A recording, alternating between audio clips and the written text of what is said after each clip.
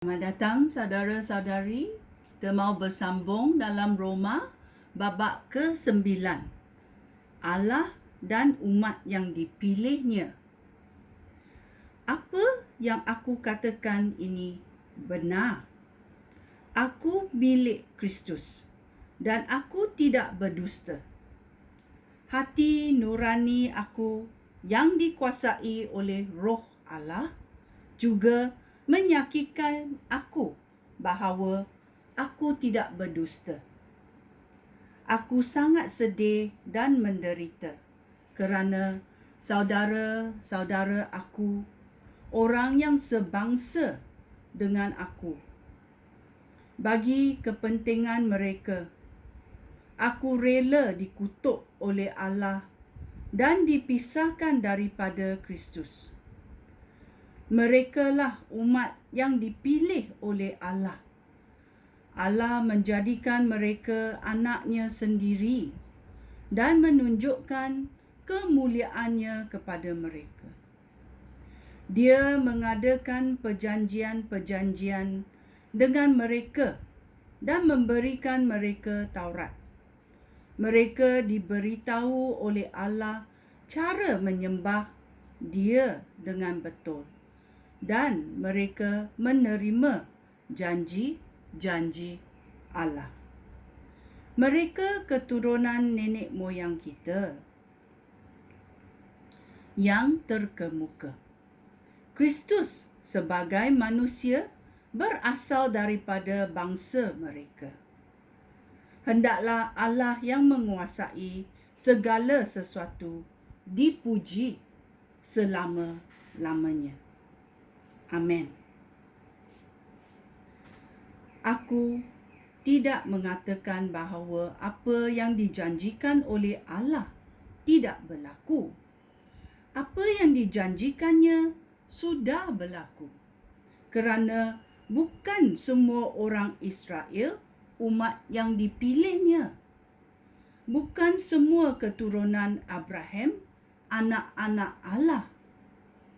Allah berfirman kepada Abraham, hanya keturunan Ishak yang akan disebut keturunan kamu. Hal ini bererti bahawa tidak semua keturunan Abraham menjadi anak-anak Allah, tetapi hanya keturunan yang dilahirkan menurut janji Allah. Hal itu demikian kerana inilah yang difirmankan oleh Allah ketika Dia berjanji kepada Abraham. Pada waktu yang ditetapkan, aku akan kembali dan Sarah akan melahirkan seorang anak lelaki. Bukan demikian sahaja, kedua-dua anak lelaki Ribkah mempunyai bapa yang sama, iaitu Ishak, nenek moyang kita. Untuk menunjukkan bahawa salah seorang anak itu anak pilihan Allah, Allah berfirman kepada Ribkah, yang sulung akan melayani yang bongsu. Allah berfirman demikian sebelum kedua-dua anak itu lahir dan sebelum mereka tahu berbuat apa-apa baik ataupun yang jahat. Dengan demikian, nyatalah bahawa pilihan Allah itu tidak berdasarkan perbuatan mereka, tetapi berdasarkan panggilan Allah sendiri. Di dalam Alkitab tertulis bahawa Allah berfirman, Yakub aku kasihi, tetapi Esau aku benci. Jika demikian, bolehkah kita katakan bahawa Allah tidak adil? Tentu tidak. Tentu tidak boleh. Allah berfirman kepada Musa, "Aku akan merahmati orang yang hendak aku rahmati, dan aku akan mengasihani orang yang hendak aku kasihani." Oleh itu, keputusan Allah tidak bergantung kepada kehendak atau perbuatan manusia, tetapi hanya kepada belas kasihan Allah.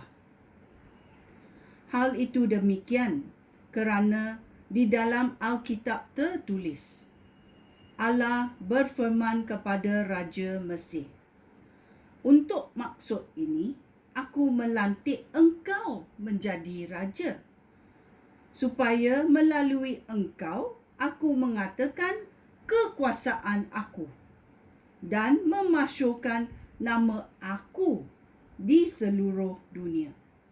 Oleh itu, Allah berbelas kasihan kepada orang yang dikehendakinya, dan Allah menjadikan orang berkeras kepala jika dia berkehendak demikian. Kebukaan Allah dan belas kasihan Allah. Ayat 19.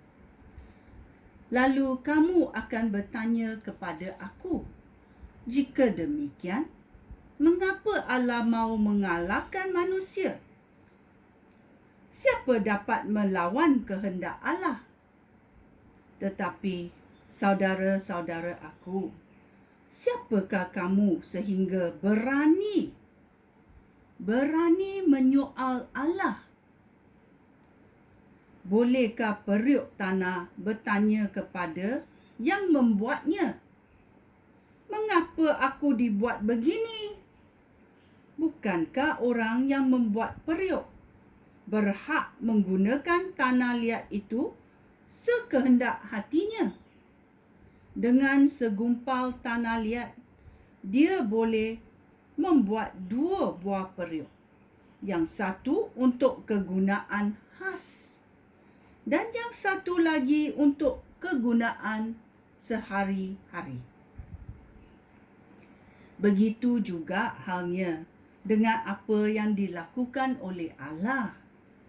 Dia ingin menunjukkan kemukaannya dan mengatakan kekuasaannya. Tetapi Allah sangat sabar terhadap mereka yang menjadi sasaran kemukaannya, iaitu mereka yang akan dimusnahkan. Allah juga ingin mengatakan kebahagiaan berlimpah-limpah yang dicurahkannya kepada kita yang menjadi tumpuan belas kasihannya. Kita sudah disiapkan oleh Allah untuk menerima kebahagiaan itu. Kita ini orang yang sudah dipanggil oleh Allah, dan kita terdiri daripada orang Yahudi dan orang bukan Yahudi. Di dalam Alkitab Nabi Hosea, Allah berfirman, "Orang yang bukan umat aku akan aku sebut umat aku. Bangsa yang tidak aku kasihi akan aku sebab kekasih aku." Di tempat Allah berfirman, "Kamu bukan umat aku," di situ juga mereka akan disebut anak-anak Allah yang hidup. Nabi Yesaya berseru tentang orang Israel. "Sesungguh pun bilangan orang Israel sebanyak pasir di laut. Hanya sedikit sahaja yang akan diselamatkan. Kerana Tuhan akan segera menjatuhkan hukuman kepada semua orang di bumi. Seperti yang dikatakan Yesaya dahulu, seandainya Tuhan yang Maha Kuasa tidak memberi kita keturunan. Pastilah kita semua sudah menjadi seperti Sodom dan Gomora. Berita baik dan orang Israel. Ayat 30. Oleh itu, inilah kesimpulannya. Orang bukan Yahudi yang tidak berusaha untuk berbaik semula dengan Allah, sekarang dapat berbuat semula dengan Allah kerana mereka percaya kepada Allah. Sebaliknya, orang Israel yang sudah mencari hukum yang membolehkan mereka berbaik semula dengan Allah tidak menjumpainya. Mereka tidak menjumpai hukum itu kerana mereka bergantung kepada usaha mereka sendiri dan tidak percaya kepada Allah. Oleh itu, mereka bersandung pada batu sandungan. Di dalam Alkitab ada tertulis tentang batu itu. Lihatlah, aku meletakkan satu batu di Sion yang akan menyebabkan orang tersandung. Satu batu besar yang akan menyebabkan orang jatuh. Tetapi orang yang percaya kepada Dia tidak akan dikecewakan. Ya, orang yang percaya kepada Yesus Kristus tidak akan dikecewakan. Ini adalah Roma babak ke-9. Sekian, terima kasih. Shalom.